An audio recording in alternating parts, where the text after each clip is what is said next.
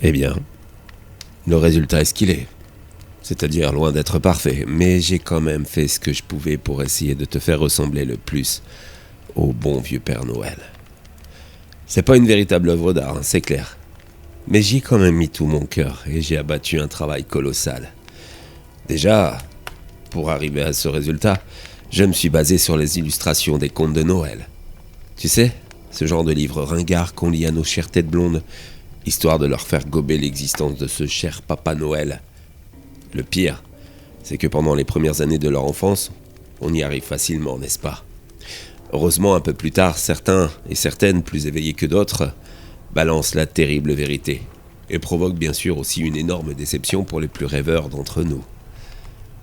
Mais tu vois, cette année, j'ai eu envie de faire renaître ce bon vieux Père Noël de ses cendres, ouais, histoire de ne pas faillir à la tradition des fêtes de fin d'année. Mais ça a été du boulot. Tellement de boulot. D'abord, il a fallu que je te tue. Et ça, c'était pas évident. Tu n'es pas genre cible facile à éliminer. Et puis, tu es si rarement seul, ta mégère étant toujours collée à tes basques.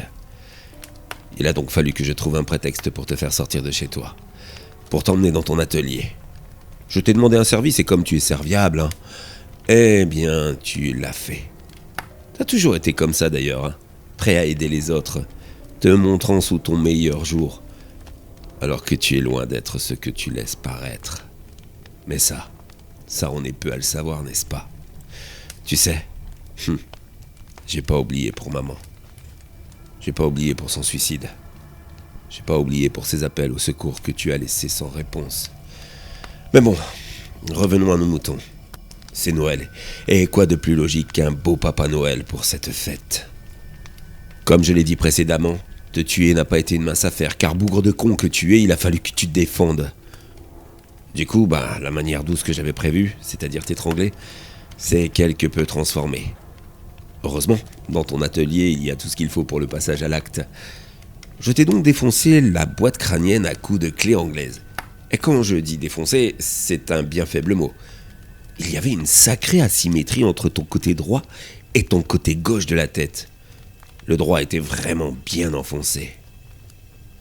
Ça m'a d'ailleurs donné beaucoup de boulot tout ça. Mais bon.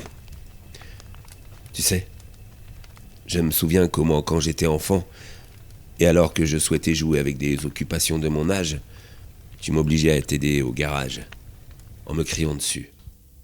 Tu étais doué pour me donner toujours des tâches passionnantes à exécuter, comme par exemple celle de t'éclairer pendant des heures avec la lampe de poche.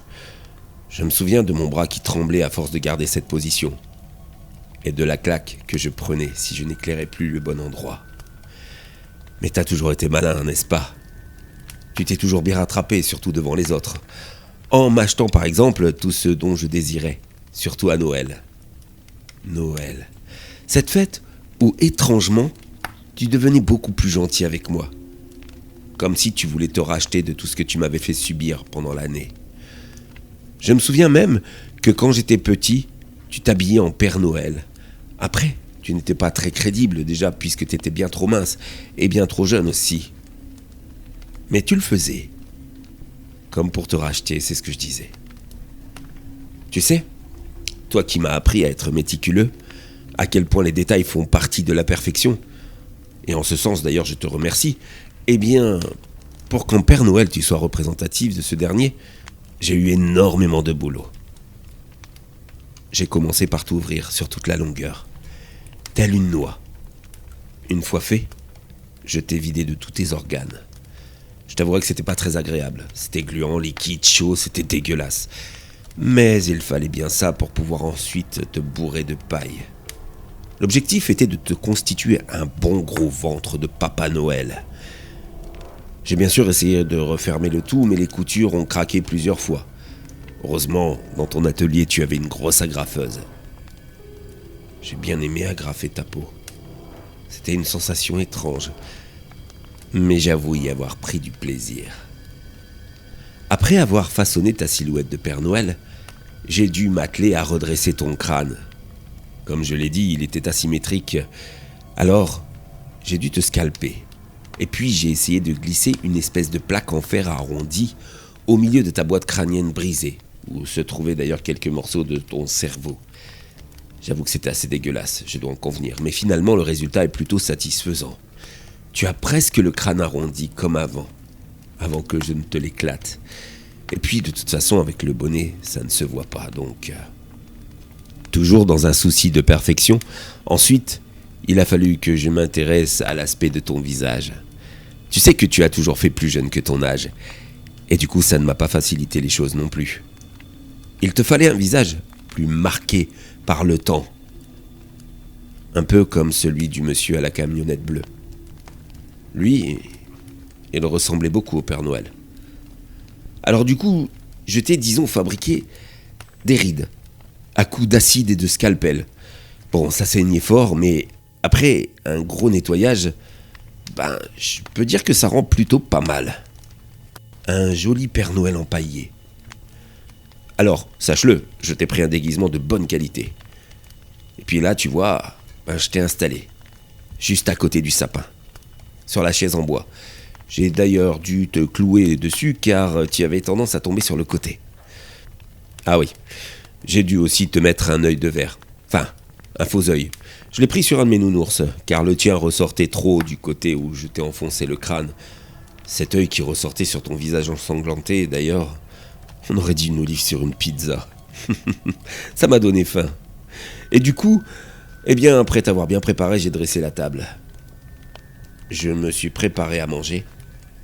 Et j'ai aussi dressé une dinde de fortune, que bien sûr je ne mangerai pas. Tu sais qui ? Ta compagne.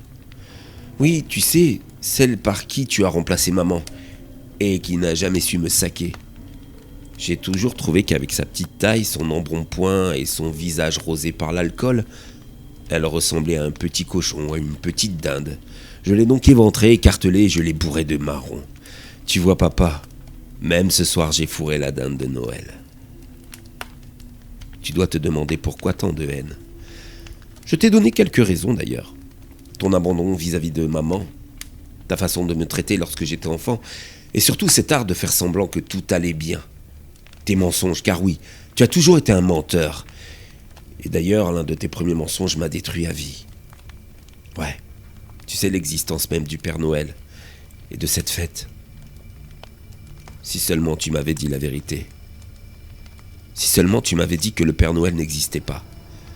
Que ce sont les adultes qui se déguisent. Je ne l'aurais pas suivi. Je ne serais pas monté dans la camionnette bleue. Celle du faux Père Noël. Je n'aurais pas subi ce que j'ai subi à l'âge de 7 ans. Tu sais, cher père, à 7 ans, devoir sucer le Père Noël, c'est perturbant pour un enfant. Si seulement tu ne m'avais pas menti. Car oui, tu vois, je te regarde là dans un piteux état et malgré tout ce que j'ai fait pour que tu lui ressembles, force est de constater que c'est raté. Tu sais pourquoi ? C'est normal. Le Père Noël n'existe pas.